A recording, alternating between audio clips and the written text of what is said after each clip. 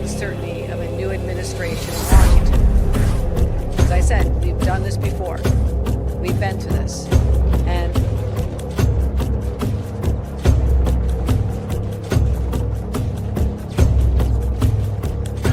isn't necessarily the best place to start. In fact, I think our reverence for the truth might have become a bit of a distraction that is.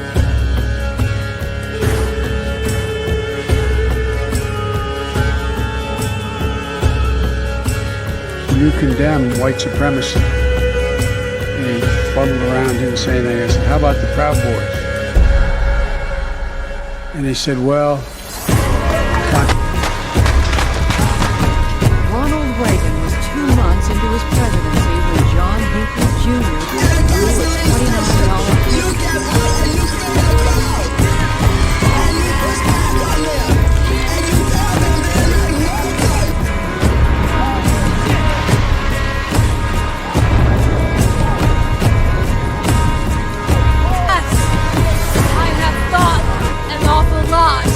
about blowing up the White House.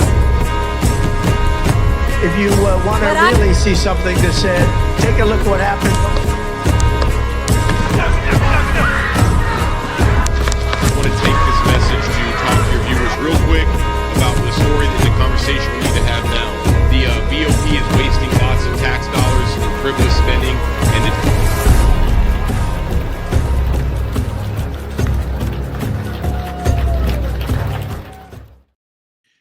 And we are live. Thank you, ladies and gentlemen, for tuning in to the American Rising. I am your host, Barry Ramey. This is a special subsection of the show sponsored by WeTheJ6ers.com, where we are taking to the streams to highlight the men and women in their stories who have been silenced for the last 4 years, whose stories have not been told. And all the while they were silenced and sitting in prison cells, a story was being told about them, that they were domestic terrorists, that they were white nationalists, that they were racist bigots and monsters and MAGA supporters, and they were not allowed to rebuke any of that. And at WeTheJ6ers.com, we are hoping to give a voice to these men and women so you can judge them fairly on yourself. Maybe you don't agree with them politically, but they are not domestic terrorists. And the further agenda of WeTheJ6ers.com is to travel coast to coast and show the American people what was done to us, what is done to so many other people, and that there's legislation in place that allows us to continue and how we must end it going forward to end the potential of the weaponization of the Department of Justice or any government institution against political opponents or their constituents and supporters. And that's what we look to do. Today, we have a very special guest because he, like so many others, was accused of being the 500th tip of the spear that day. And he was accused of leading the insurrection against the United States government. And the more that he has been free and the more that the information about his case and his trial, which was considered to be one of the largest in America's history, you're finding out that could not be further from the truth. Without any further ado, I'd like to welcome my brother in arms and a personal friend of mine, Ethan Nordean. How the hell are you today, sir? I'm doing great, man. Honored to be on the show. How you doing? I'm doing good, man. And we were talking beforehand. You said you're getting a haircut tomorrow. Does that include the beard? I'm going to trim it up a little bit, clean it up a little bit. Yeah. But I've basically just been letting it go since I got out. Yeah. In true Viking nature, does when you cut it off, does it grow back overnight the same length? Or yeah, pretty much. Yeah. So how's life been working for you? I'm sure a lot of people, I assume, watching this know that you have been commuted. You're not pardoned. And right. When you look at the commonality between all the individuals that were commuted and not pardoned, they are technically some of the most innocent people involved in all of this. And so what does it look like for you now that you're out? What is your mission as far as getting pardoned, sharing your story, telling your story? Where do you go from here? Are you seeking a pardon? Yeah, so we are still seeking a pardon. I think the best case scenario of what we're trying to achieve here is to get all the cases outright dismissed and thrown out, and because when you get a pardon, it's still indicates that you had a conviction prior, which doesn't really bother me so much. My main concern is just I want my gun rights back, and I don't want to have that felonious reputation that's so blatant to see. That if you get pulled over by a cop, if you get flagged by, investment establishments or financial establishments, it's hard to get a job. It's harder to do a lot of things when you have the record that I have, and it's extensive. And I don't know what it is exactly. I have a theory that it's maybe my social security. I've talked to a few people about this. Yeah, every time I apply for something that requires my social security, I get denied, or it stays in review status for much longer than it's supposed to, and then it just doesn't end up going through. So you kind of have this period of time where you're trying to get back on your feet, getting out of prison, but just getting a bank account or even having like a Cash App or a Venmo or Uber. I mean, anything you can think of, really. It's been a problem.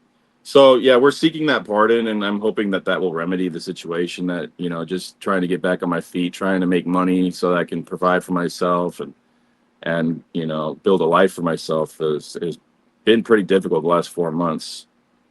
Well, you're concerned about getting your legal gun rights back.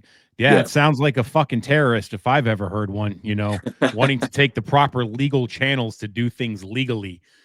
Yeah, Well, I'm the pretty main sure reason that's for that Webster. is to go hunting, and so I can have food. I mean, food is so expensive now; it's crazy. But I just to literally just to be able to hunt. That's why I want my guns. So Have you? Yeah, definitely terroristic. Have you had the luxury of having alligator yet?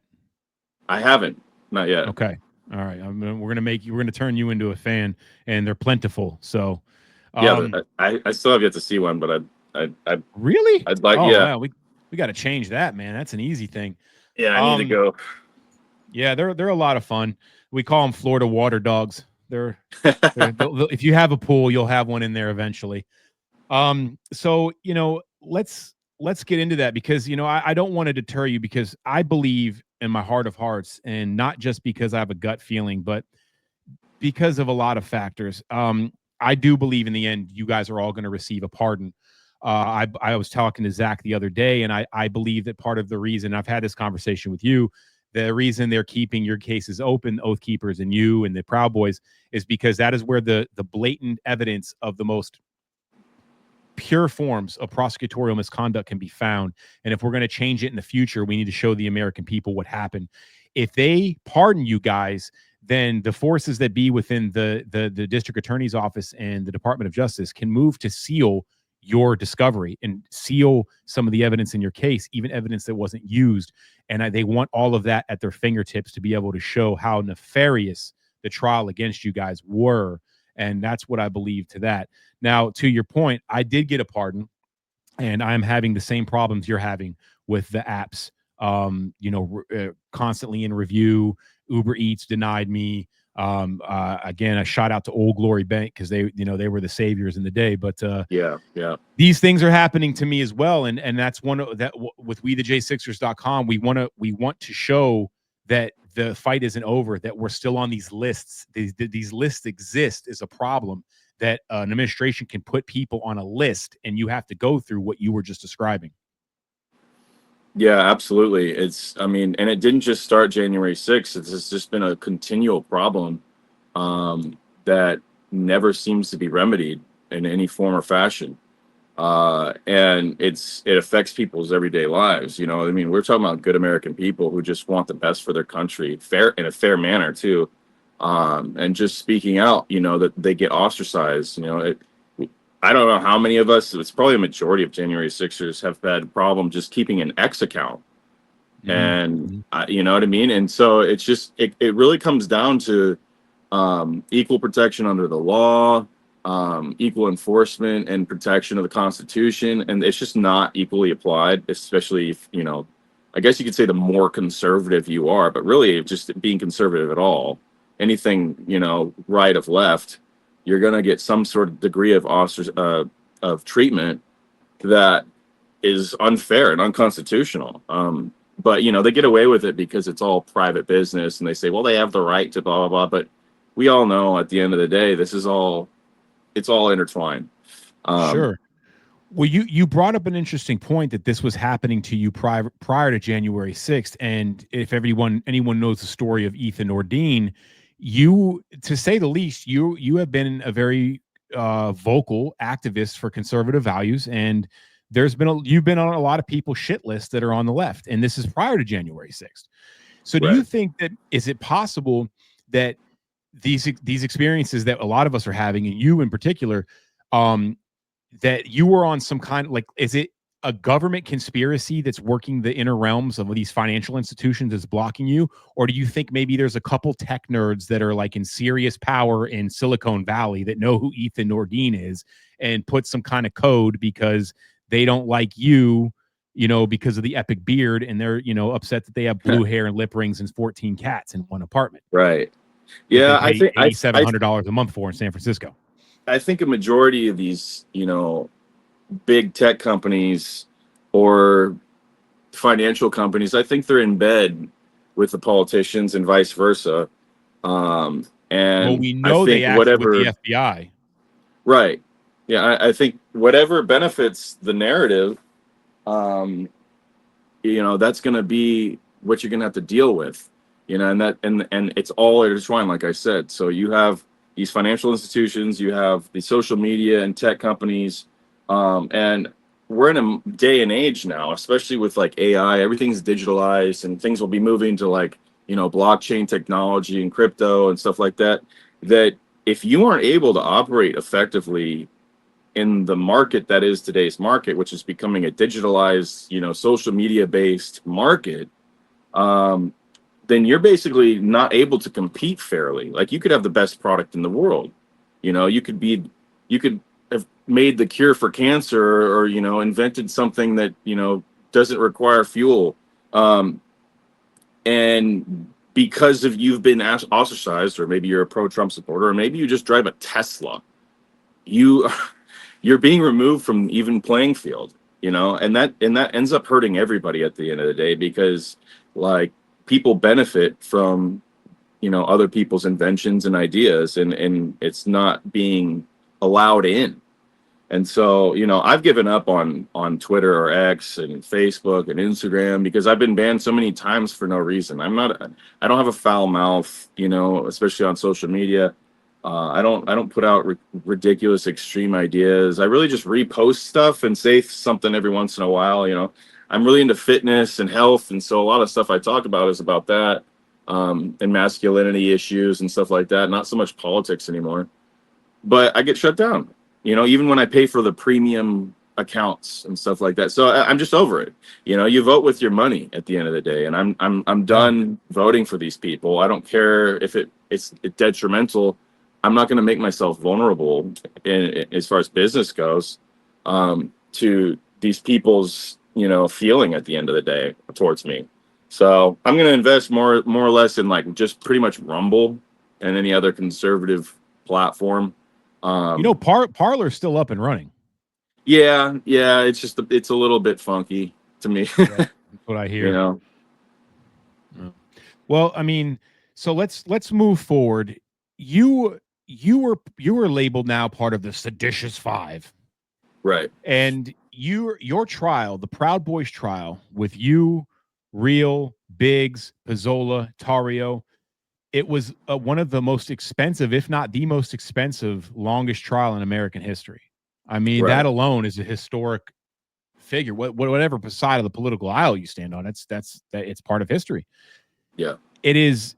The more that we move forward, we are seeing there are so many different things that are so egregiously unconstitutional in your trial, and we could talk for hours on that. So let's get into some of the crux of your trial. What would you say were the top three most nefarious things that you witnessed from the Department of Justice in your trial? Whether it was tactics they used against you to break you down, or things and manipulative things they did in your trial with your discovery process, have at it. Well, I would say I'd start first off. they denied us pre-trial release, so we were denied bond or bail. I was released for about a month, and then they took me back in, even after I didn't violate my conditions or standards. Which I'll talk about that for a second because it's worth talking about. They put me in jail, and I was in jail for a month during COVID, so I was locked in my cell the entire time. This is my first jail experience ever. Just being locked straight in a cell in the middle of COVID. So they obviously care enough, or well, I guess in essence they don't care at all about people's health and safety, because they're very willing to just put you in a cage with somebody else in the middle of a pandemic. But I had a different judge at the time, and she said my case was weak at best, and let me out on pretrial release on conditions. I was on an ankle monitor. I wasn't allowed to leave the house at all, not even to my backyard. I had basically warrantless searches available. My PO could come in at any time and search the house, and that was fine. And I lived like that for a month, and then I got Judge Kelly, Timothy Kelly, who the prosecution put in a motion to put me back in jail. They wanted to put me back in jail and basically argued that I'm a danger to society because of my ability to plan events, which I've never really planned events. It's more like Enrique and Biggs. I'm just kind of there as a support or, as a leader for guys on the ground. And so much to my surprise, I'm sitting there in my kitchen, and one of my court hearings over Zoom, and the judge grants their motion to put me back in jail. And I have to literally turn myself back in to jail, knowing I'm going to have to sit in a cell again because it's still in the middle of COVID. And I stayed there for over a year at that place, and then they shipped me off. I was never out. I was never released after that. So, and we put in motion after motion to get out. And that was primarily, aside from just not being put in prison, but to be able to prepare for this trial, because the more time that went on, the more complex it started to become. It went from just having the obstruction of official proceeding charge, which was my original indictment, and a couple other things, aiding and abetting of an assault, basically like somebody I knew that threw a water bottle at a cop, like me, I somehow aided and abetted that, which is ridiculous. But it started to evolve more, and as our trial started to near, and this, granted, this whole time I was down for 4 years overall. Okay, it was 2.5 years until trial. So I had to wait 2.5 years until I was able to go to trial. During that 2.5 years, I spent over a year in solitary confinement and was denied the ability to look at any of my evidence or discovery. And we're talking about literally the biggest case as far as discovery goes in DOJ history. So you have a team of God knows how many prosecutors and people under them, paralegals and whoever, a team with the FBI as well, diligently working for 2.5 years to put a case together. And even then, even after 2.5 years and all the resources in the world that the government could throw at it, they still had the weakest case I've ever seen, and basically utilized the bias and character assassination of us, the bias of the jury and the character assassination of our reputation, to get the jury to find us guilty. And they lowered the standard for conspiracy down to something that I've never seen before. Another thing that they did was they created for the first time in history this thing that they called the tools theory, which they applied to our conspiracy, which has never been done before. So usually a conspiracy, you have the individuals directly correlated to the plan or the agreed upon plan, and other individuals who knew about the plan who may have assisted in that plan. Now, what they did is they created tools of people that may or may not be associated with us all, but maybe they know about us, or maybe they don't know about us, but they were near us and during January 6th at some point, maybe I was within 5 feet of them. They called those individuals tools. So we had a bunch of tools, and we were basically held accountable for all of their actions. And I knew literally none of them. There might have been a few guys that they threw in that were Proud Boys that they threw in as tools that I've hung out with here or there. but we were essentially blanketed with this blame of all these individuals that they hand selected to make us look like, well, these guys planned this, these guys initiated or influenced this, therefore they didn't have to do anything. This was the whole grand scheme of things, is they're the masterminds. Yeah.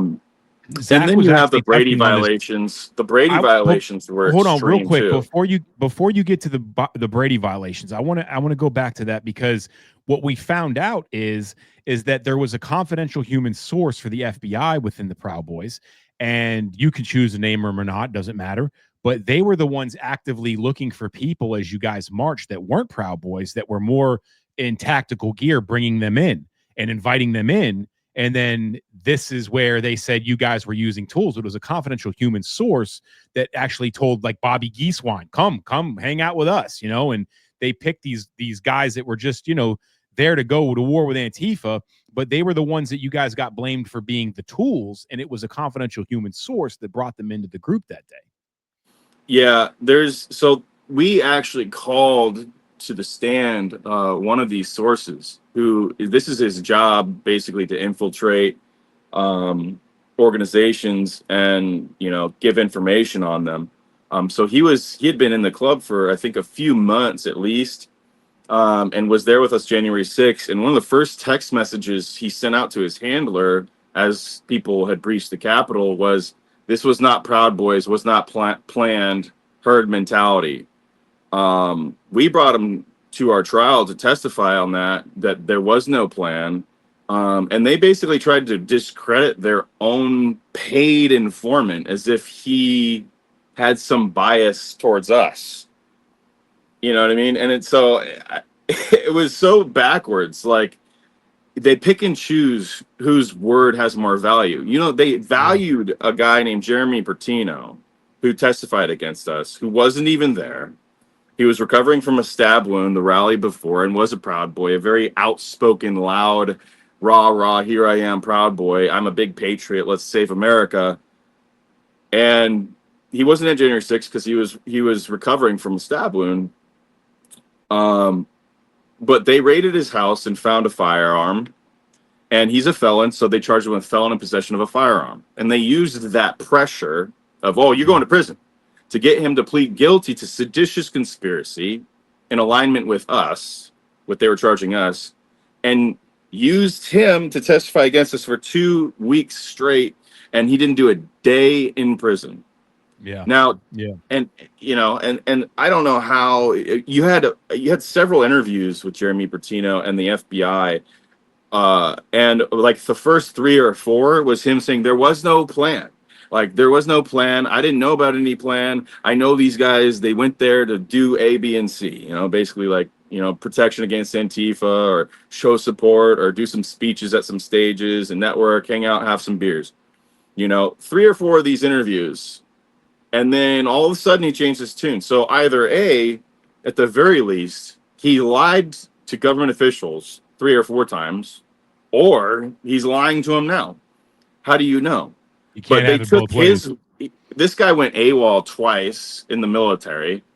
He's left some of his pregnant baby mamas high and dry several times. So this guy is not a honorable dude with outstanding character and integrity.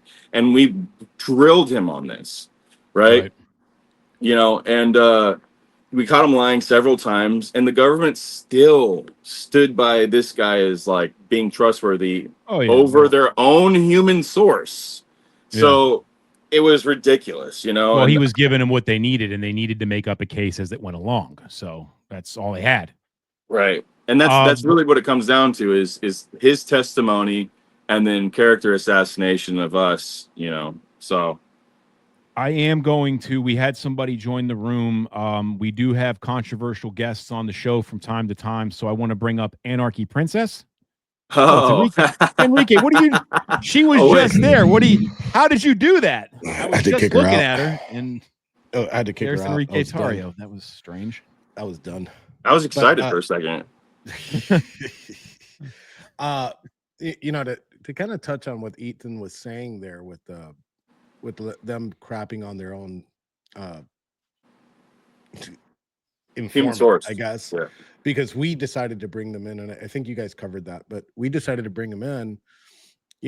They didn't want to allow any of the FBI informants that were embedded with the Proud Boys that day into trial. They fought us tooth and nail on hiding who those people were, and they were once we found out who they were, they didn't want to give us access to it. They fought the judge, which in some cases the judge granted that. So yeah, no, it was wild. I mean, I'm just here to just Hey, look well, at no, I mean, watch this. I was watching it from the outside, but yeah, I mean, with Ethan, Yeah. No, there's a think- lot. There's so much to unpack that I've probably forgotten here or there that, like, things that Judge Kelly fought us on that, my lawyer was really, he's really eloquent in explaining the problems, the matters of the law in which were being, utilized against us improperly. And we're gonna have him on, pretty soon here to go over that, because he's got a lot of good content to go over as far as the matters of our trial and pre-trial. But you'd have my lawyer Nick Smith. He'd go and he'd bring these arguments before the judge, and he says, Judge, this is incorrect. This is improperly used. And he'll offer several case law examples, right, from previous cases that have been ruled either from the Supreme Court or other judges federally, and several, because he's very thorough. And the judges, I just don't see how you get there from here. And just like, we're talking about a severe case here. We're talking about individuals who've been charged with seditious conspiracy the first time basically since the Civil War, around there. And you want to just like, cushion this, like, well, it's like, you should be taking this matter extremely seriously. If there's any, if there's any reasonable doubt, which is, I think we should get into the reasonable doubt argument, because out of all the issues with whatever laws created, gun laws or, improper, unconstitutional laws, reasonable doubt should be like the nucleus of whether or not there's any guilt. If there's any reasonable doubt at all, even just a smidge, it should be thrown out, because the standard has been set by our founders that you should release 5 of the worst criminals you've ever seen before you ever convict one innocent man. Yeah. And that's the standard that's supposed to be set. So it shouldn't be something that accidentally happens. In fact, you should be willing to release 5 like diehard guilty rapist murderers before you convict one innocent person. That's the standard. Yeah, well, Biden, he released 5 guilty rapist murderers and then released 5 more, so that was cool. And then put a bunch of innocent people in prison. So yeah. It's great guy. It's funny because I come with receipts with what I'm about to declare, and anyone that has a Pacer account can actually go read it for themselves right now. At my trial, in the closing arguments, the prosecution actually tried to argue that they do not have the burden of proof. Fortunately, my judge argued back and said, "What are you talking about? Yes, you do. And you have failed to do that here." And that's what I beat the 2 most serious charges against me on. However, they were arguing that they didn't have the burden of proof. They didn't have to prove that pepper spray is a deadly and dangerous weapon. Yes, you do. You have to prove everything, and there's no law that backs up your argument. And it was very surreal to hear them, but I think that's the environment that DC has created for law professionals, where they don't give a fuck about the law, and they're very blatant about it. Yeah, they set their own standard, and these conspiracy laws, outside of January 6th, even the drug conspiracy laws, the gun conspiracy laws, you have ghost guns and ghost dope. It's a term that they created. Essentially utilize, the backbone of these conspiracies relies on people who were found with weapons or drugs, and they ended up, to avoid jail, ratting on somebody else who we don't know if this is actually true or not. They just point the finger at somebody and say, "Hey, he's been buying a kilo of cocaine from me every month for 5 years," and then they add up all that coke, over 4 years, and they charge this individual who isn't caught with anything Yeah. with this, and they get 25 years, and the other guy gets away scot-free. This And is so it's not like, what how? I need to be very clear. The people watching this, what he's saying is not hyperbole.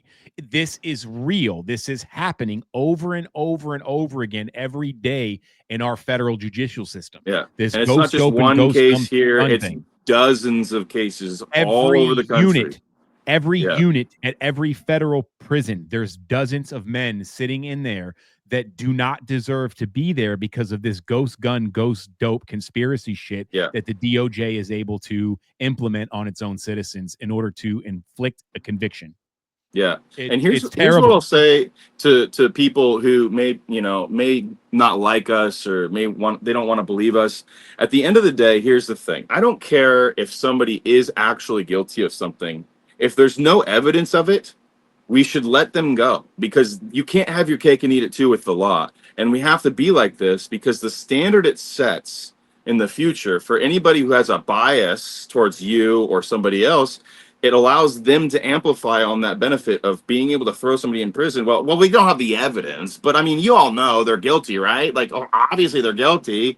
Like, look at his track record. It's like, that's not enough. It's And not as enough. much as a paraphrase as that is essentially what they did to you and the other guys. Right.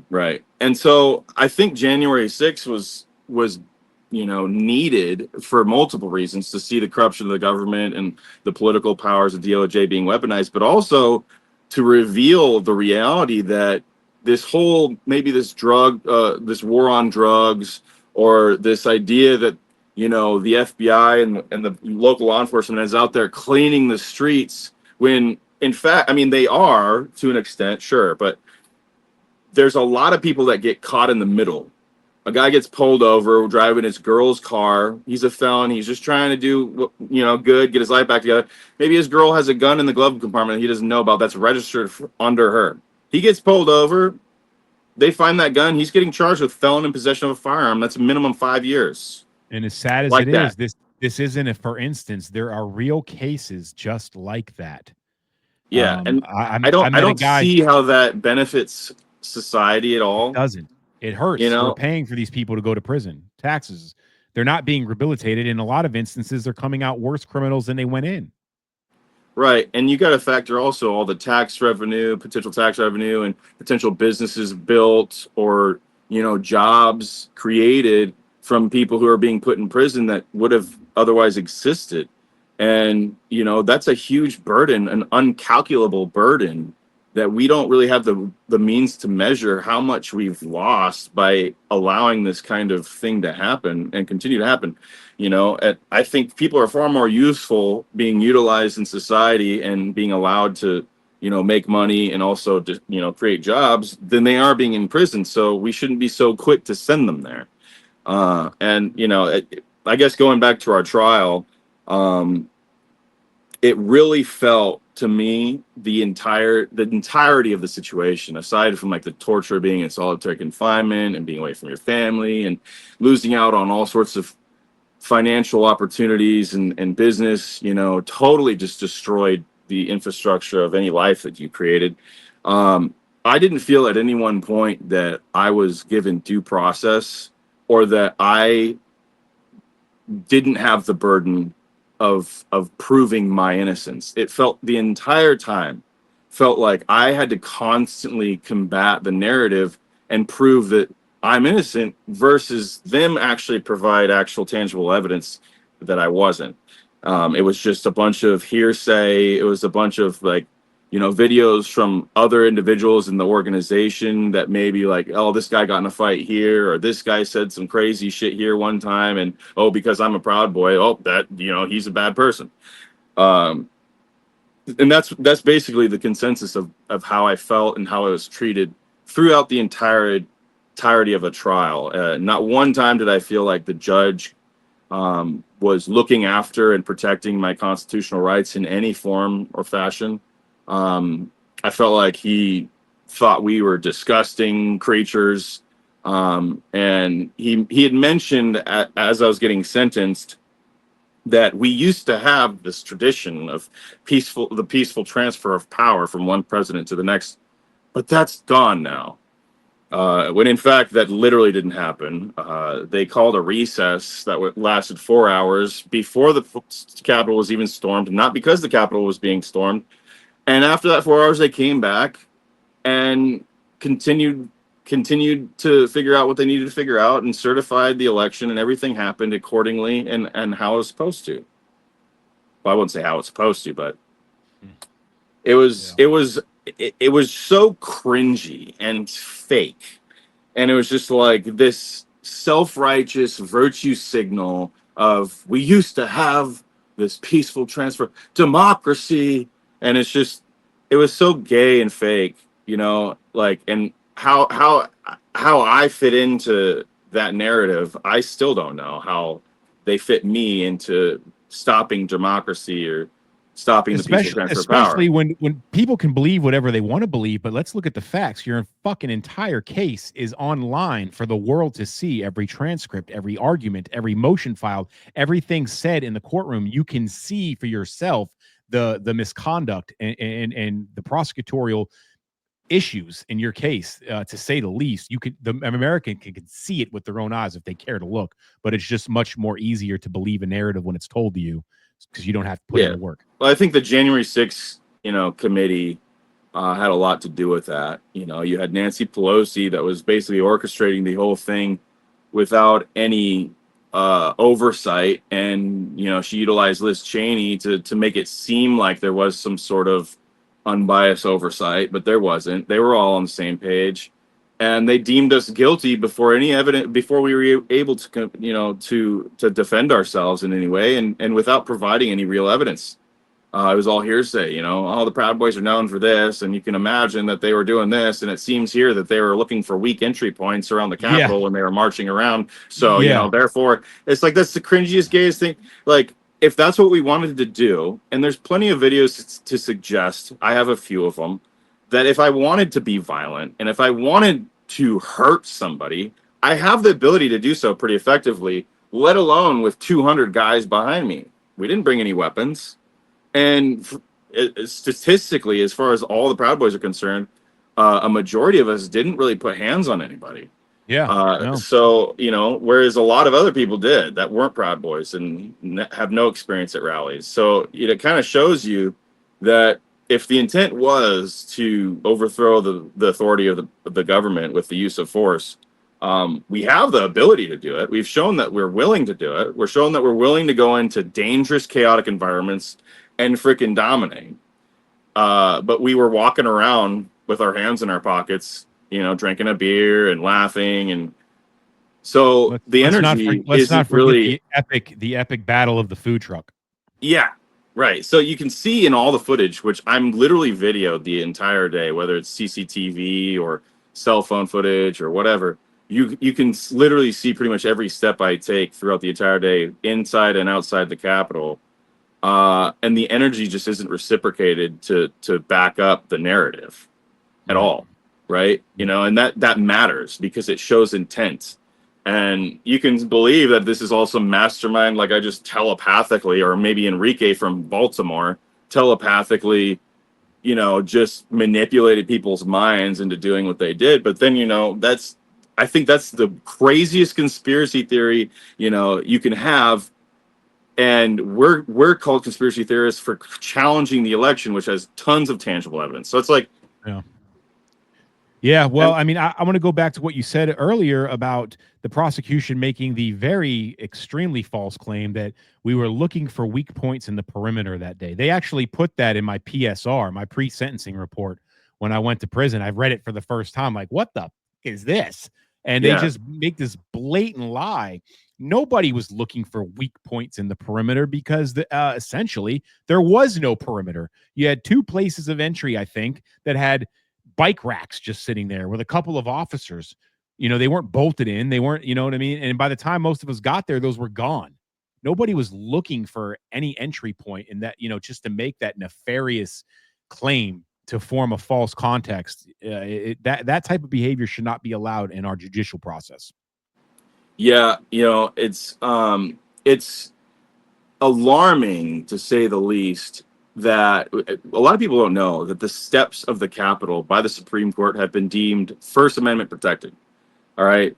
This is before January 6th. Now, they make the argument because Mike Pence was in the building that the building was under protection of the Secret Service, and therefore there's like some invisible perimeter around any particular building anywhere in the country where the vice president or any protected member of Secret Service is, that has this automatic perimeter around it, right? But how are we supposed to know that? You know what I mean? Like, and what does that mean? Like, at what point? Where? You know, it certainly wasn't at those bike racks, because those bike racks, we found out, were set up to divide a different group of people at the inauguration. One who had paid higher, a higher value for a ticket to be closer to the inauguration stage, and those who didn't. That's what the whole barrier was for. The inauguration stage was essentially a construction site because they were still building the stage.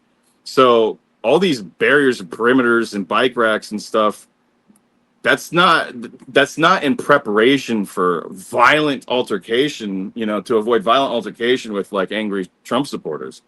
It was set up to keep people out of the construction area, or certain dividers that they were setting up chairs, different sets of chairs for people who paid for different, price and tickets and stuff like that for the inauguration. And we found this all out, but they make it seem like they call it the breach, like as if these officers, just were freaking out and grabbing whatever they could to set up these barriers to keep our violent Trump supporters away from the Capitol. Because again, at the end of the day, the steps to the Capitol are First Amendment protected. Because everybody knows that the Capitol of the United States is like one of the most popular places to protest in the country. It's what it's known for.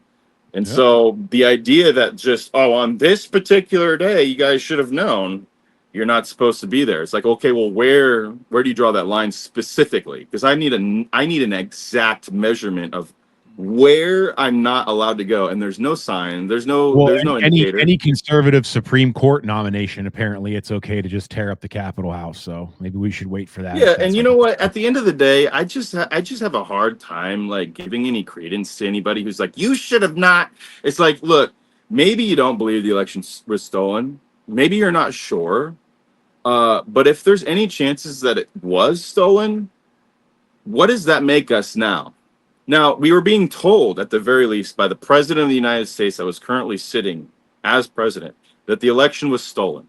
So let's just play devil's advocate here.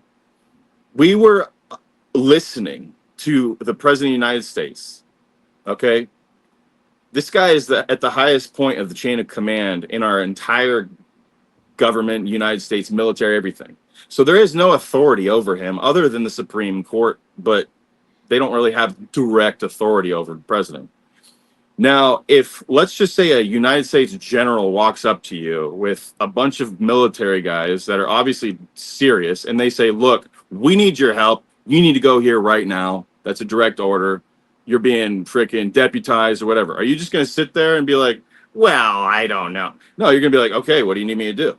You know what I mean? Because that's what a good citizen would do, especially if you're an able-bodied man.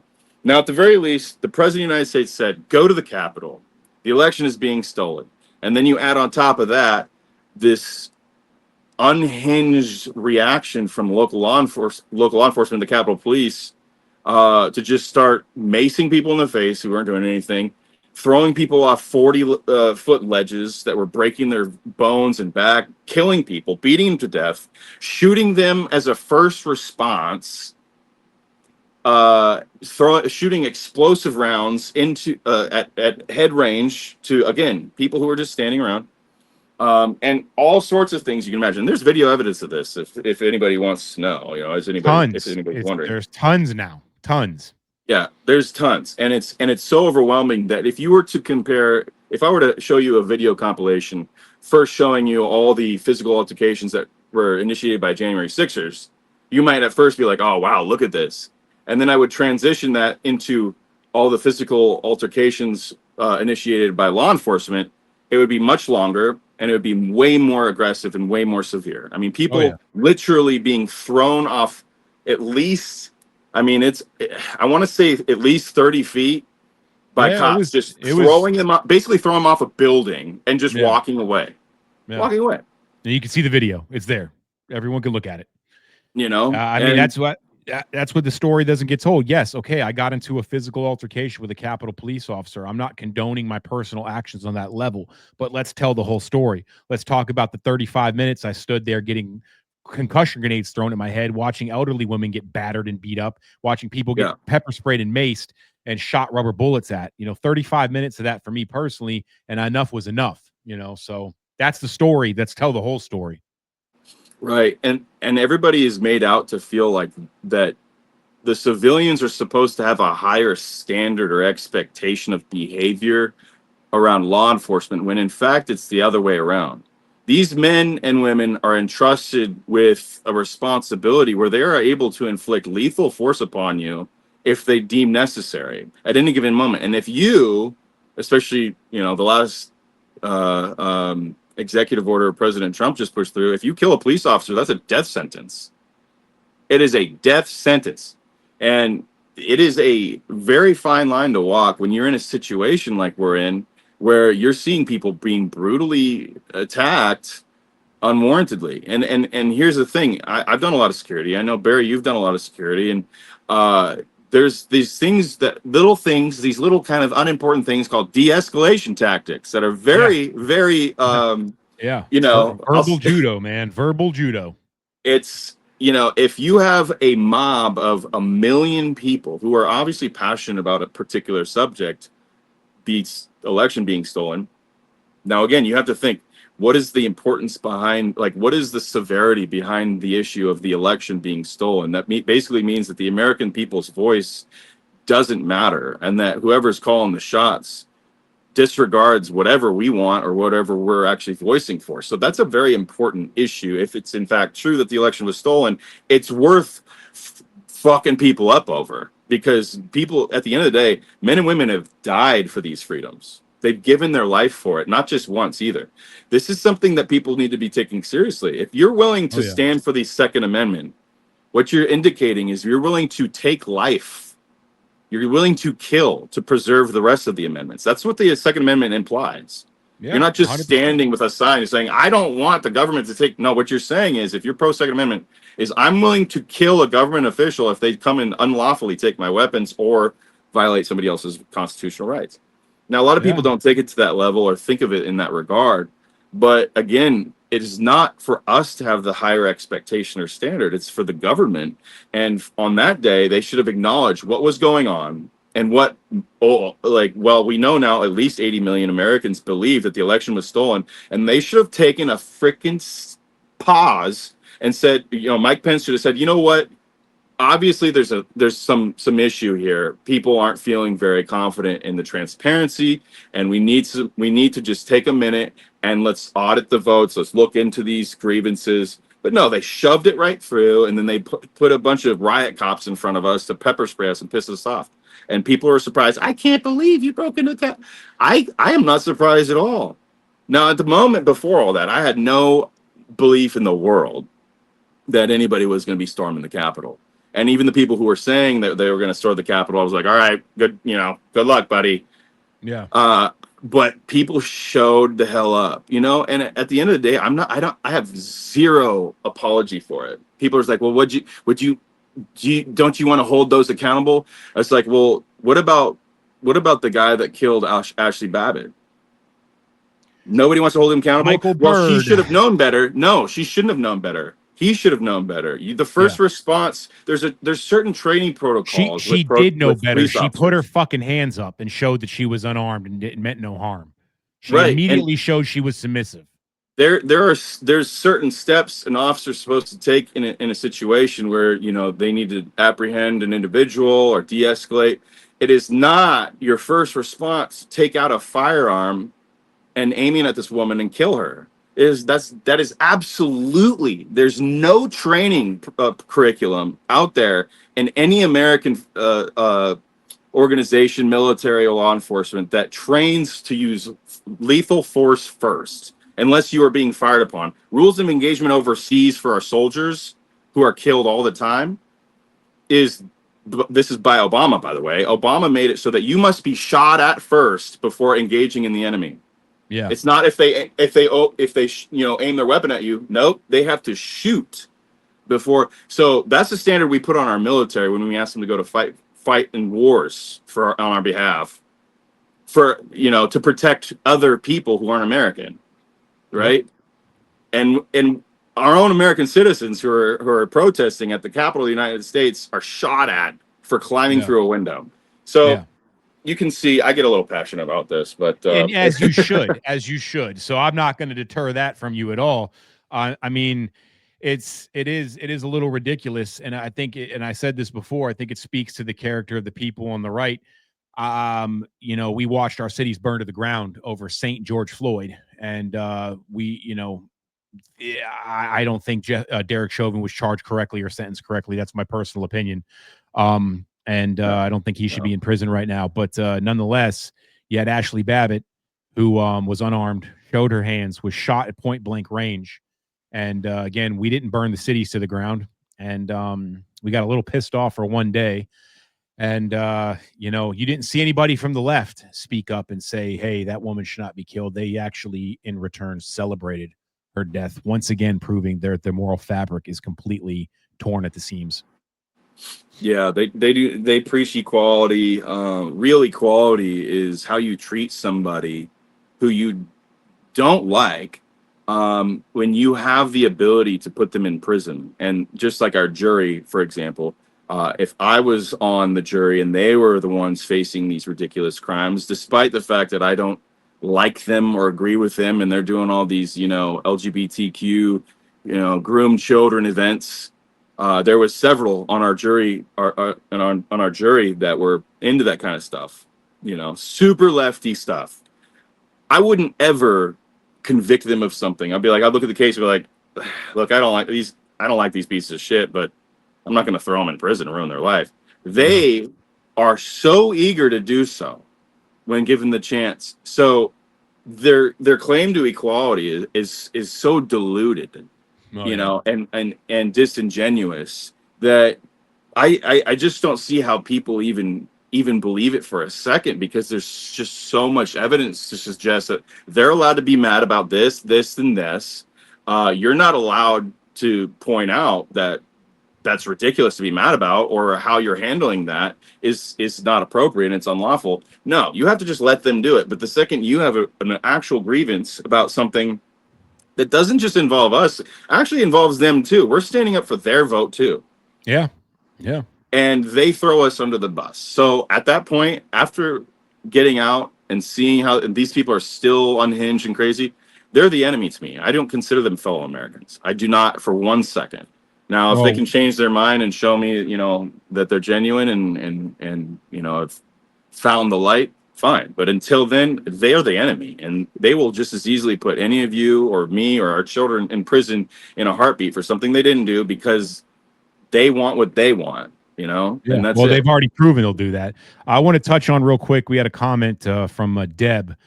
Bird had a history of handling a gun wrongly, leaving it in the bathroom loaded.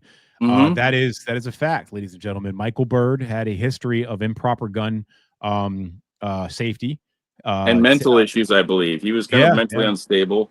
And this individual did have disciplinary action against him for leaving a loaded gun in a bathroom. But obviously, he was still allowed to have his gun. If I work in private security, or if I'm a law enforcement officer, and you leave your gun in a public place, you're getting fired. You have to.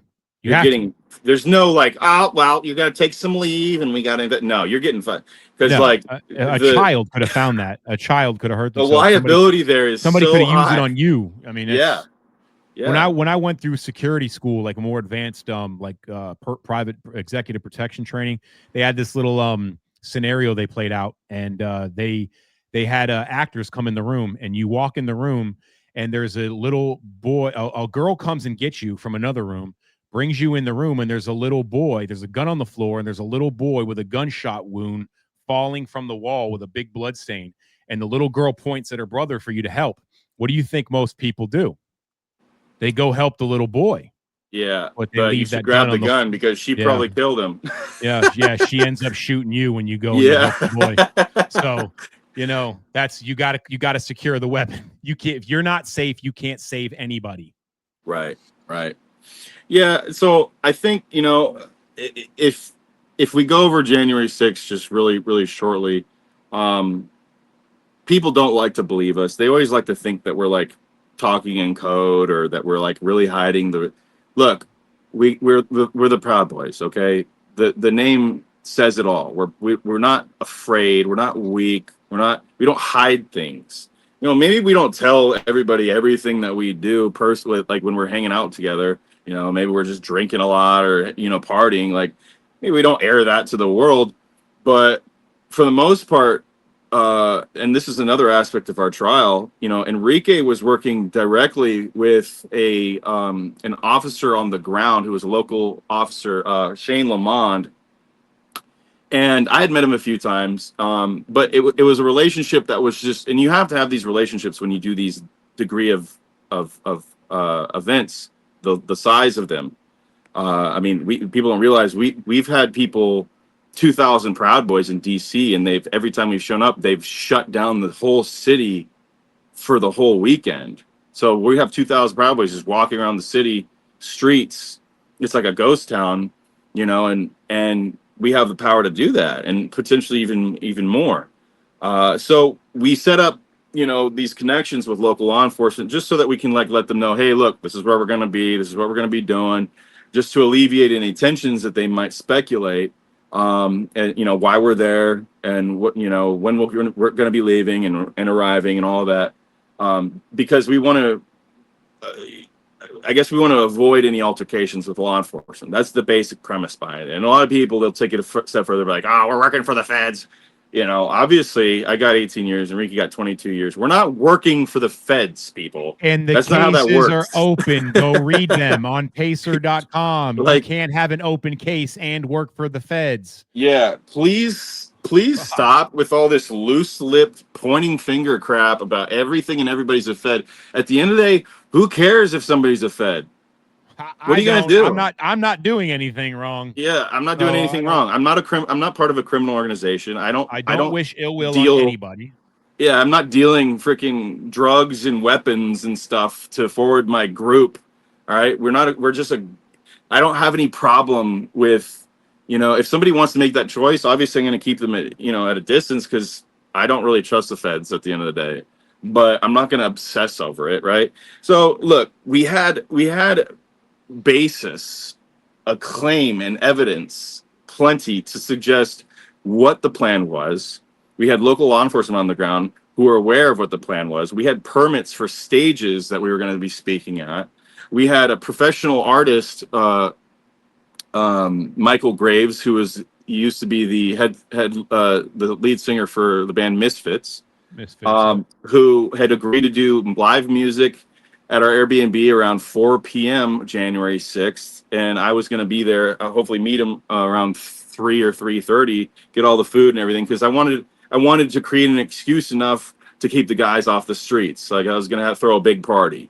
I was worried that that they're going to get wrapped up in a trap or something like that, and nighttime shit gets real. So I was just like, look, I don't want to take any chances. We'll do a little event rally thing and for the beginning part of the day, and then I'll get everybody off the street so I keep everybody safe. That was the plan. All right, and there's plenty of individuals that have affidavits and other people involved. There's a big net of officials and professionals that can vouch for this. This isn't just Proud Boy oriented, and when we weren't hiding anything. And so, people, I think I'd like to be able to structure, at some point, a documentary, some video footage and compilations and stuff, so that people can palatably digest what actually happened without any biased narrative. Just look at the footage, see for yourself, watch our body movement and our body language. Does it indicate to you that we have some sort of intense agenda to overthrow the government? And let's just add this: even if we did take the Capitol and kept it, there's no magical lever of power in there that just deems you all of a sudden the dictator and authority of the United States. Yeah. There, you don't. You'd have to take several buildings and other buildings that would be much more dangerous and hard to take if that was your actual goal. The White House, the Pentagon, stuff like that. And that would give you some leverage potentially if that's what your goal was. Taking the Capitol is useless. That's just where like the Senate and Congress convene to really just do nothing. All they do is argue in there. I mean, basically, if we took the Capitol, we'd just be in there sitting ducks waiting to be shot by the military. Yeah. And we don't have any it's weapons. Not, so. It's not a situation you want to put yourself in with a lot of unknown variables. Like I was uncomfortable as hell being in there because I was thinking, shooter. I was thinking, terrorist attack. I was thinking this would be a good opportunity for somebody to come in, and I was worried about people. I wanted to get them out, so I was in there for 27 minutes, found my guys, and left.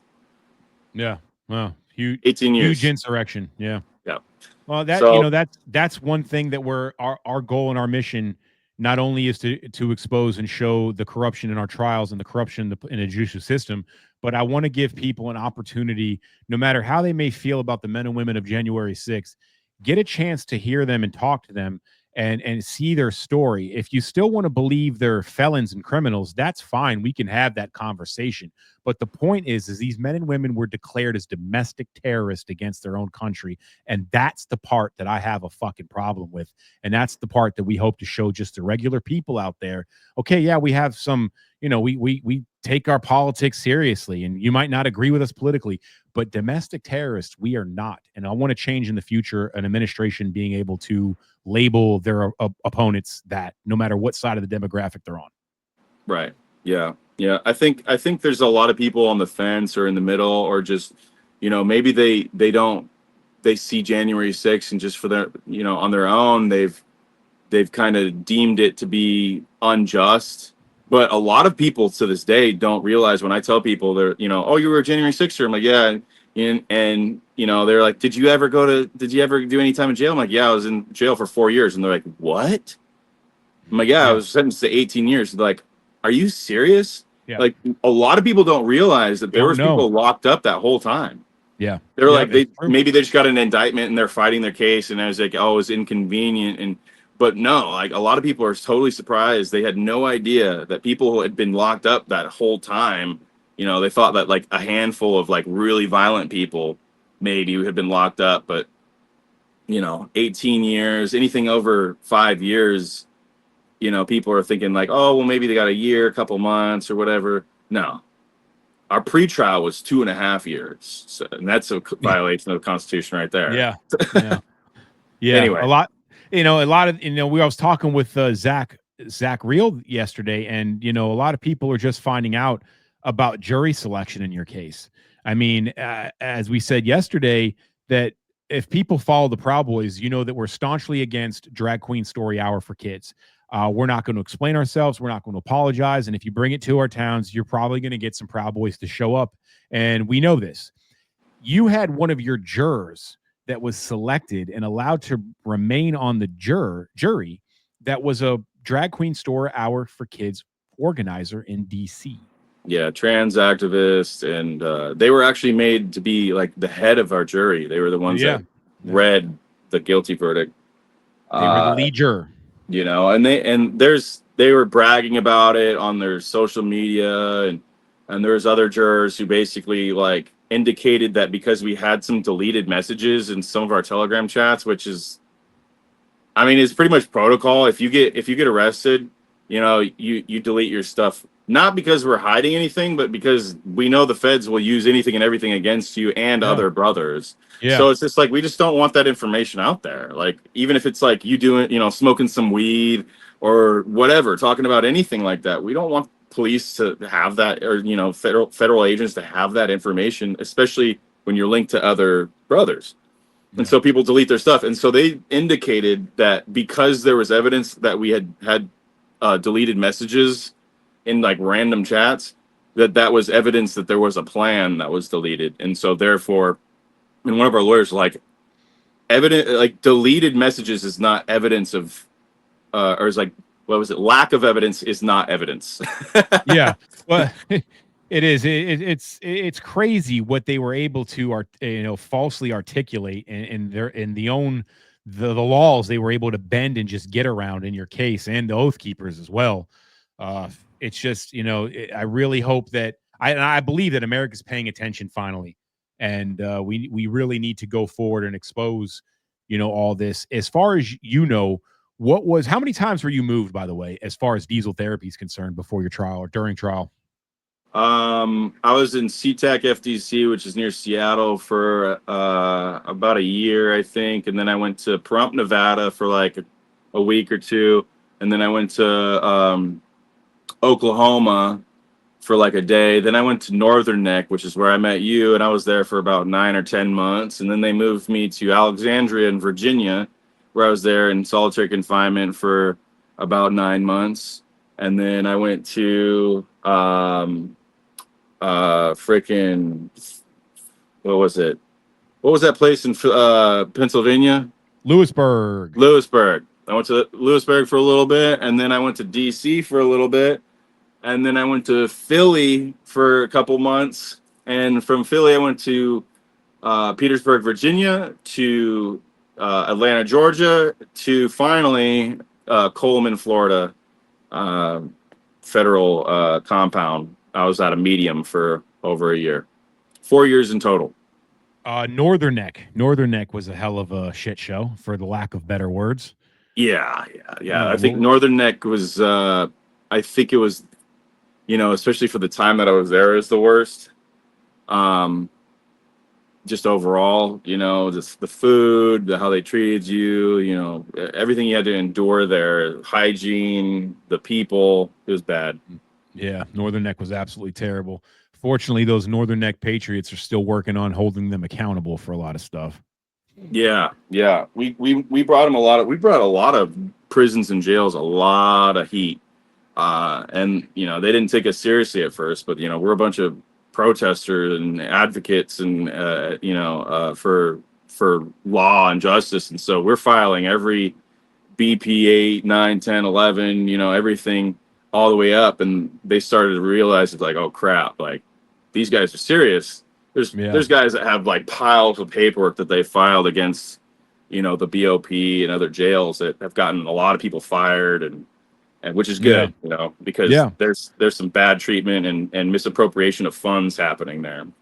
Oh yeah, that's the issue, man. It's this federal system, in all jails, the amount of taxpayers waste and fraud that they are guilty of is it's phenomenal that it's gone this long. But I think the J6ers are going to start changing the system for the good, because I know we're not going to shut up about it. At least at WeTheJ6ers.com are not going to shut up about it, because I feel like we have a spiritual obligation to come forward with the things we witnessed while incarcerated. Yeah. I think I would, I'd love, in a perfect world, whether the Trump administration or whatever administration would look at the January 6ers, specifically the guys that were locked up for a while,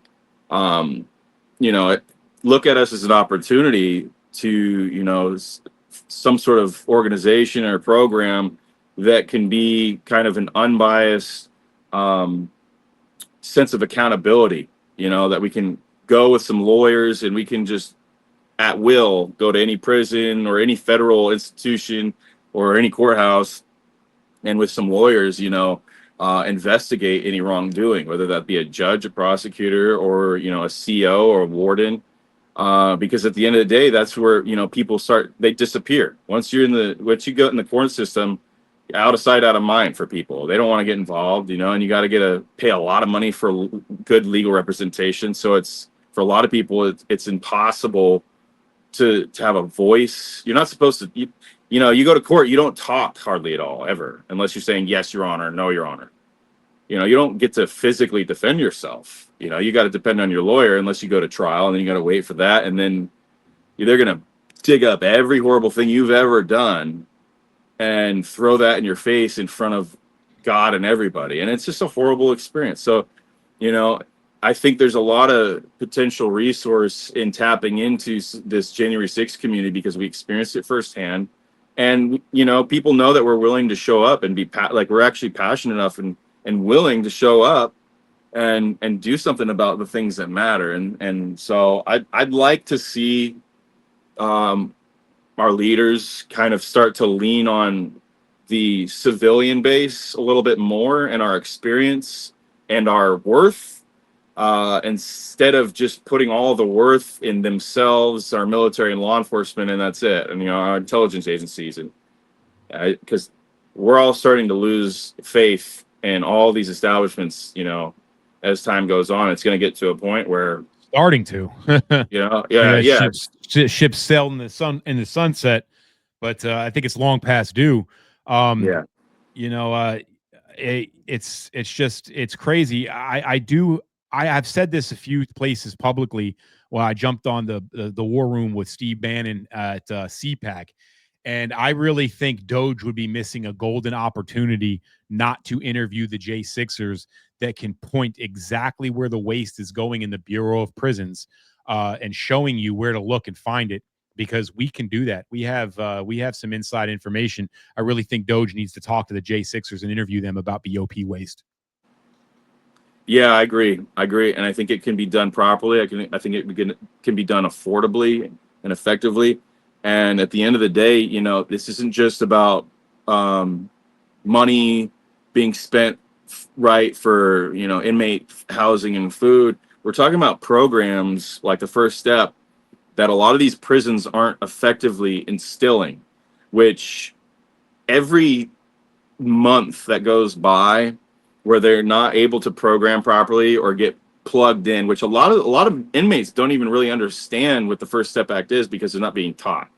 And every month is potentially 15 days off that they could be taking off their sentence. And a lot of these guys have 20 plus years, for something like guns and drugs. And the First Step Act doesn't apply to people who have violence. A lot of sex offenders and stuff like that who have violence, Yeah, but a lot of these sex offenders do get First Step Act, and some pretty egregious ones as well. Are you sure? I was told that they don't. It's weird. Because this is what's going on, and this is something that I believe Peter Navarro is working on exposing. The BOP, the Bureau of Prisons, is choosing to implement the First Step Act how they see fit. Right. And what's been happening is like, okay, so there's a guy that was caught with child pornography. Okay. He was entitled to the First Step Act because he got caught with physical files, right? He didn't get caught with it on the internet. Another guy was selling it on the internet, and because he was doing it on the internet, he did not apply. He did not qualify for First Step Act. There's no language that says that should be the standard. The BOP just chose to make that up somewhere along the line and apply it that way, and no one could figure out why. So, and there's all kind of little things like this. And Peter Navarro, I keep saying this on the show, I got to just buckle down and do it. I'm going to share. I have a letter that I got because I was in the FCI Miami Low when Peter Navarro was in the camp, and I was able to obtain a letter that he wrote the warden through Core Links about First Step Act and all the shady shit that's going on with them implementing it throughout the process in the Bureau of Prisons. So I'm going to share that letter one day. But it's very telling because the BOP is just making up their own rules with the First Step Act. That's the problem. Yeah, they are, and they've created this. I forget what it's called. It's like the severity program or recidivism rate or something like that, right? Yeah. Where they've rated certain inmates at high, medium, and low. And low, you're supposed to get the 15 days for every 30 that you've been programming. Medium is supposed to be 10, and high is supposed to be 5. Now, even though you're supposed to get 5 and 10, they're not telling guys that they're getting those days. They're just being told that until you get to low, you're not getting anything. But it takes so long to get your recidivism rate down. Like, it can take years. And if you mess up once, let's just say, like, I got caught with a cell phone in prison. I had to do a month in the shoe for that. It bumped my points up massively. And I've been there for a year, basically. And it basically meant, like, all the programming I had done that whole year was, like, totally annihilated, And so the expectation is so high that, like, you're kept in these horrible conditions all the time. And God forbid, you buy some wine or, try and relax and hang out with your friends and maybe get a cell phone for the night so you can talk to your family without these crazy unhinged ex-girlfriend FBI agents listening to every word that you say to your girlfriend or whatever. You know, it's nuts. You know, and so they make it so that like Trump's original intent was people who are nonviolent and fit within the parameters of First Step will have an opportunity to get out early if they behave well and they program properly. And there's certain programs that fit the First Step Act. Now, the POP has went into this whole thing and said, well, that's too much work for us to do to get everybody's paperwork and everything figured out and start getting these guys out of prison. Because when First Step came in, tons of guys were applicable to get out immediately, you know, because they've been programming for so long. Yeah. And so, you know, the BOP is essentially what the government does, not just the BOP, is anytime there's a more effective way of doing something, right, but it requires that establishment to do more work or learn more, it ends up getting the back seat of the list of priorities. And that's the general consensus I got from pretty much the entire administration at my facility I was at. You know, I was talking to my counselor and all these other people. There not a single cop was teaching a class. All the inmates were, and that's not the cops are supposed to be teaching the classes. Yeah, but all the inmates were. Same thing at FCI Miami. It's insane. I'm like, after I figured this out, I'm like, well, what are they? Where's all this money going? Who's getting paid? What is it? Just like the labor? Because the energy is like solar. Like the food costs like less than $1 a tray, right? You know, you got air conditioning. Okay, what TV? What they're, you know, I mean, they make money on commissary too. So it's like, yeah, where's this money going? Well, these cops are making like $30 an hour or some, you know, whatever. The administration has to be making so much crazy money because it's not being put into any programs. It's not put into any extracurricular activities, equipment, nothing. Food is shit. Here's something that Peter Navarro's finding out when it comes to these programs, and this is very true for FCI Miami, is that they're saying that they offer these programs like anger management, which my judge specifically ordered for me to take, right? So I needed to take this course in order to be able to graduate. Now, fortunately, if you sign up for it and you're on the waiting list, then you're good. And so I was good because I was on the waiting list. Right. But come to find out, over a year later, they don't even offer the course. But they say to the federal government that they do, indicating and meaning that they get money to offer this course. Yeah, they get funding tax for these dollars, but they don't offer it. They don't have it.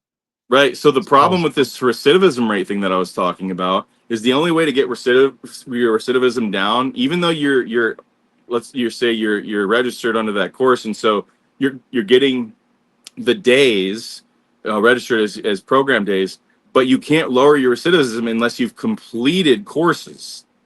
So they have, just like you said, they have all these courses that like, well, I'll just sign up and you'll get the benefit. It's like, yeah, and I was told my counselor, like, yeah, but you guys aren't actually teaching the classes, which means nobody can finish and get certified in the courses, which is the only thing that lowers your recidivism. So the guys that could be getting 15 days for every 30 are only getting 5 because you're not allowing them to have those completed courses on their record because you're lazy, but you want the benefit of having the courses so you get the funding for it. And it's just, it's so bad, dude. And this is it's not that convoluted. It's pretty simple. All they do is scratch the surface. So I'll give you another instance at FCI Miami that I witnessed firsthand. 2. I'll shoot them off briefly. I watched them order a bunch of new industrial air conditioning units. They ordered 4 of them. They were in boxes. They were delivered on a truck. They sat in this warehouse because I worked in facilities. I was in the construction unit. And they sat in this facility for a couple of days, this garage. And then all of a sudden one day I watched officers bring their personal truck onto the property, load up one of these damn air conditioning units and drive away. And then they reported it because the guy that I was friends with worked in the tax department in the business office of the facilities. They wrote it off as stolen. So you mean to tell me one of these damn inmates has a fucking an industrial air conditioning unit boxed up in their cell is what you're trying to say right now? Another one is I watched them. I seen it on paper. They said they ordered 3 sit-down riding lawnmowers. They ordered 1. I helped them unload it into the damn facility storage place that I worked in. They ordered 1, but they wrote down on the books that they ordered 3. This kind of crap happens every single day in the federal prison system, and it's at the expense of the taxpayer. That's who's paying for that riding lawnmower. That's who paid for that air conditioning unit. Yeah, we have the biggest prison system in the world, combined, and they put it under the guise of cleaning the streets, but it's not. They go above and beyond. A lot of these just generic traffic stops where a guy maybe a guy has like a little personal possession of drugs in his pocket, and maybe there's a BB gun in the back, or maybe a girlfriend's gun. That guy's getting smoked. That guy's getting 5 to 10 years.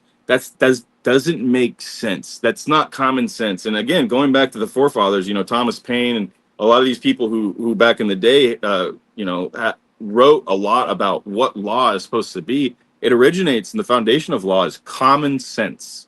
Yeah, common sense. It's that what simple. A great pamphlet. It's like we overcomplicate all of this stuff. Like, well, you can assume that maybe this. Like, no. Don't lead. You shouldn't have to be led to an assumption, right? You should come to that conclusion naturally through common sense. Well, common sense would say that yeah, this thing happened and this guy was maybe in the area, but I don't see how you can connect the two. And these guys are getting smoked, just obliterated in their sentencing, and they're being terrified. All of them are terrified to go to trial because they'll come to you at first like, well, look, I'll give you anywhere from 8 to 10 years if you sign this plea saying you're guilty of this thing, and they word it in such a way that paints you out to be like this horrible person. So even if it's partially true that maybe you were involved, they'll write out a plea that indicates that you're like the freaking head honcho, and that you did all this extra stuff. And we're like, well, I wasn't this. And we're like, well, this is what we need. And so you can either take this or you can go to trial and we'll give you life. Because we've got people right now that'll testify against you, that have more credible whatever. And you're just like, well, what do I do? And every other inmate around you's like, dude, take the plea, you'll get smoked. And the people that don't take the plea, they get smoked. I got smoked, and I had one of the best cases you could ever take to trial. So well, it goes back to what they openly brag about, that in the American system, they can indict a ham sandwich if you give them the opportunity to. And I think all J6ers got to find out what it's like to be a fucking ham sandwich. I think it would be an interesting, something like a documentary or a project, like something like Project Veritas, if James O'Keefe is interested in infiltrating a federal prosecuting attorney's office to kind of learn the ins and outs of how they're taught, because it begs the question, and I've always wondered this: if there was evidence that these prosecuting attorneys came across that indicated that this individual that they've been going after is actually innocent, what do they do with that information? They're supposed to. That's exculpatory evidence. They're supposed to give that to the defense. We know they don't, and it begs the question: what kind of conversation are they having? Well, look, we have to give it to defense, so we'll just put it in a ginormous pile of terabytes of videos and stuff, so they have to sift through it, and they're most likely not going to find it. But we've given them the evidence. Yeah, and that's what they did to us multiple times. But it begs the question: what is their training protocol? How do they teach up and coming prosecutors? Clearly, it's that. That's the way they're taught. They all do because it. they're all doing it, and so it's got to be an understood thing. And if anybody sat in my trial, especially if you're the prosecuting attorney and you have the FBI and all this resources, you have to know without a doubt that everything you're saying is bullshit. Right? Like, you know what I mean? Like, we're just Joe Schmoes, and we know what we know about January 6th. So you can imagine what they know. I mean, so this goes widespread, but I mean, we did in fact after the trial, after the verdict came through, there was like 2 federal prosecuting attorneys that reached out to my lawyer and apologized and said, like, they're obviously from different districts, but they reached out to my lawyer and said, I apologize, man. After I saw this, I totally lost my faith in the law. Yeah. That was totally, and these are federal prosecuting attorneys that said that. So DC is obviously a whole different animal in every regard, but Yeah, it's been sitting there sweltering in a cesspool and fermenting for years. Real quick, to your point, I'm assuming because we're streaming on Enrique's X handle, there's probably a couple federal agents watching right now. And welcome. And I want to, if you are out there, I want to really ask a question, and it's not a rhetorical one. But when it comes to the January 6th investigation, for y'all out there, you FB guys, you agents, are you really proud of how that went down? Do you look at yourself in the mirror and you're really proud of how the FBI handled the January 6th investigation? And do you really feel that way? I get it. You probably hate Trump and you fucking hate this hat and it triggers the shit out of you. But do you really feel proud of what you guys accomplished on January 6th? That's the question I would ask you. Yeah. Well, our head prosecuting attorney that worked on our case, Jason McCullough, he's now working out of like a misdemeanor court, working on like jaywalkers. So, what a great legacy. You know what I mean? Yeah. You could Well, have chosen to stand for righteousness and do the right thing instead of doing the easy thing and benefiting yourself in a moment of weakness. But look at how it ended up. Look at how you ended up, and this is your legacy forever. This is how you're going to be remembered. I wish everybody, like, same thing with Jeremy Bertino. I wish people would consider that, it may seem like the easy thing to do and the smart thing, but the right thing, no matter how long the long game is always the best option, because at some point everybody's gonna come to terms with what happened. And the people who went through what they went through are gonna be revered. They're gonna be respected. And they're gonna be remembered throughout history. But so are you. But not in the same way. And yeah. I just see so many people are so short-sighted in that regard, especially people in government. It's like, we see you. We see what you're doing. But like, screw money, screw fame. Your legacy, how people will remember you after you're gone, is, I think, the most important thing in your life. The example you set, and these people are so willing to cast their reputation aside for a small temporary gain. It just boggles my brain. Well, I mean, I don't mean any disrespect to our beautiful, patriotic MAGA women out there, but they're thinking like women. They're emotionally charged when it comes to their job as prosecutors, because they're not thinking of the law or the Constitution. They're thinking about how much they hate Donald fucking Trump, and you represent that, you son of a bitch. So you're going to prison forever, and it's ridiculous. It's ridiculous, and it's scary, and I never even want to see that happen to the left. Yeah. I don't know who made this quote, and I'm going to buckle down and finally fucking look it up and Google it, because I love the quote. But it's to your point, what you were saying, and it's that a lie will make it around the world twice before the truth gets up and puts its shoes on. And I think that's where we're at now. I think we've had 4 years for this to circle around the world and them to spread their narrative, and now we're out. And now it's our turn to tell our story, and we'll let the public decide if we're telling the truth or not. And the truth will always come out. It'll always come out, man. It might be years later, but it's going to come out. And I feel confident that we're going to be on the right side of history with this, brother. What about you? I am always going to do the righteous thing. I'm always going to stand for what's right, no matter what the cost is. That's just who I am. And I've proven myself that. So, I don't feel the need to prove myself to anybody. If you believe me, you believe me. If you don't, you don't. It's okay. I don't need you to like me. At the end of the day, I don't really care much about being liked. I care about the truth. I care about the good men that have stood with me, through thick and thin, that have sacrificed everything. I care about them and their families and my family, and I care about this country. But like I said, I don't look at everybody who claims citizenship of America as Americans. I don't, because they're very blatantly against it. They hate the idea of America, which is, I don't really know where they're getting their standard from, or what could possibly be better, and why they're not. Professor. Well, why they're not somewhere better is just baffling to me. It's just like, why would you want to be somewhere that you hate? Unless you're just a hateful person, which is probably the reality. Something tells me if they go somewhere else, they're going to be in the same predicament. Yeah.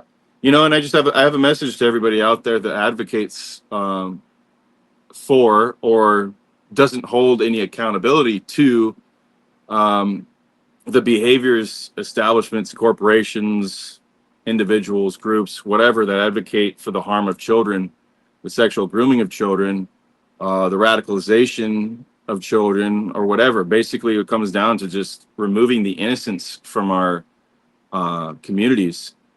I would tell you that you have a very, very, very dangerous road ahead of you, because there's a lot of Americans like me that are done, and I don't mean that in any weird hyperbole. I mean that literally.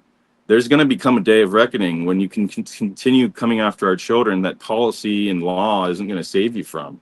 And I would encourage people to start standing up more firmly to protect our children, because at the end of the day, if we can't do that, then we have absolutely nothing to be proud of. So that's what I've learned through this whole experience is, coming out, what are we fighting for? What are we even being effective in combating and arguing about all the time, all this divisiveness? And it was kind of, God showed me that the children is what we should be focusing on, as far as when it comes to policy, cultural changes, anything. If it hurts them or if it helps them, we need to be avoiding anything that is detrimental to our youth. Period. End of discussion. Especially for men like us. So we're not getting younger. You're still pretty young, but we're all getting up there, and they are the future. They are what is going to keep this country. Like they said, it's a republic if you can keep it. Well, we can keep it if we put our effort into protecting the youth to do so. Yeah, and that's what I'm going to be working on. Everything that helps establish a more formidable sense of masculinity and line of protection, and influence, and a means in which we can lead and guide our kids into being wholesome, righteous people that will be future leaders that can take over when we're too old to do so. So Yeah. I think that January, so everything we've gone through has kind of put us to where we are now, is to realize what's really at stake and to see how serious the problems are. So anyway, that's all I have to say about that. All right, man. Well, it was good having you on. It's good talking to you. We went through prison jumpsuits and jail jumpsuits and handcuffs together, and now we're free. And I'm glad to see that you're out and you still you're hitting the ground running, and you're going to be an active voice as far as American culture and American influence is concerned, because this country is a great country and it is worth standing up and speaking out for. So I'm glad to be on that life mission with you. I think they kind of fucked up when they forced us to all sit in jail together, because all we had time to do is think and talk, and we want to show America who we really are, and hopefully we can get some people to agree with us that America first is the way to go, because we are Americans first. Yeah, absolutely. Amen, brother. Thanks for having me on. All right, brother. Let's go fishing soon. Hell yeah. Proud of your boy. Right. Proud of your boy. Well, that was Mr. Ethan Nordean. Some of you know him as Rufio, famous for the punch heard around the world. Those that know. Those that don't. But again, WeTheJ6ers.com. We are focused on highlighting and showcasing the men and women, their stories, their plights, and what they went through, so you can make a fair interpretation for yourselves. I want to take a moment to thank all the people that supported us these last 4 years. You know who you are. We couldn't have got it through without you. I can say for myself, the amount of love that I received when through my incarceration period far exceeded the amount of hate tenfold, and that's because of groups like the Patriot Mail Project and amongst many others that didn't let the conversation get dropped about us while we served our time. So thank you to all of you. Thank you for joining in and tuning into the show. Please take a moment to follow the X page. It's brand new. We just got back on the scene. X at WeTheJ6ers. I know it's really scary following someone that doesn't have a lot of followers. You don't want one of your cool friends to see that you're following a small account, but we just opened the account yesterday, so get your ass over there and follow it. Love you guys. God bless America. Never give up on this country. Keep fighting and keep speaking up. And unless you play for the NFL, never take a knee to communism, because they're pieces of shit. God bless y'all. Get over there. WeTheJ6ers.com. Follow us on X and all platforms at WeTheJ6ers.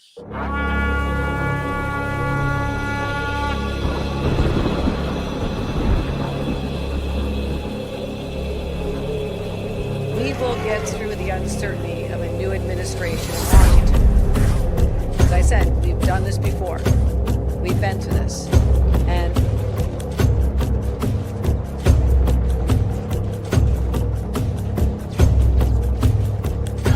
isn't necessarily the best place to start. In fact, I think our reverence for the truth might have become a bit of a distraction that is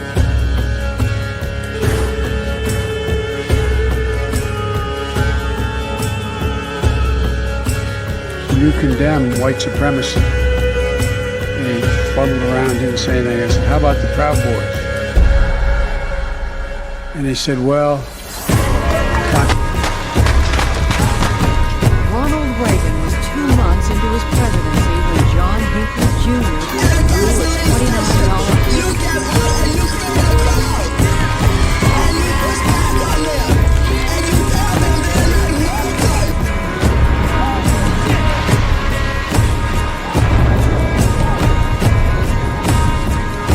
I have thought an awful lot about blowing up the White House. If you want to But I- really see something that's said, take a look what happened. I want to take this message to talk to your viewers real quick.